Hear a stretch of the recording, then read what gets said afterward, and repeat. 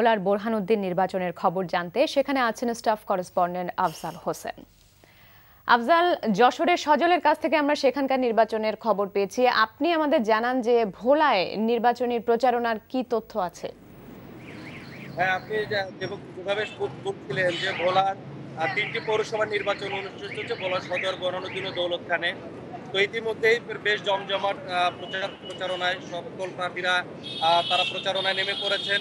তবে কি গত পরশুদিনকা বোরহানউদ্দিনের পৌর মেয়র অভিযোগ করেছেন, বিএনপি সমর্থিত পৌর মেয়র, যে তার বাসায় হামলা এবং ভাঙচুর চালানো হয়েছে। এছাড়া ভোলা, বোরহানউদ্দিন ও দৌলতখানের নির্বাচনী পরিবেশ সুষ্ঠু রয়েছে এবং আপনি দেখতে পাচ্ছেন আমার পেছনে ব্যাপক পোস্টার রয়েছে। পোস্টার ছেয়ে গেছে ভোলা, বোরহানউদ্দিন ও দৌলতখান।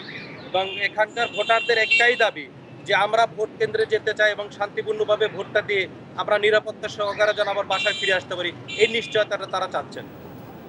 আফজাল, আপনাকে অসংখ্য ধন্যবাদ। আপনি থাকুন আমাদের সাথে, আমরা প্রয়োজনে আপনার কাছে আবার ফিরে আসব। দর্শক, ভোলা থেকে জানাচ্ছিলেন আমাদের সহকর্মী আফজাল হোসেন।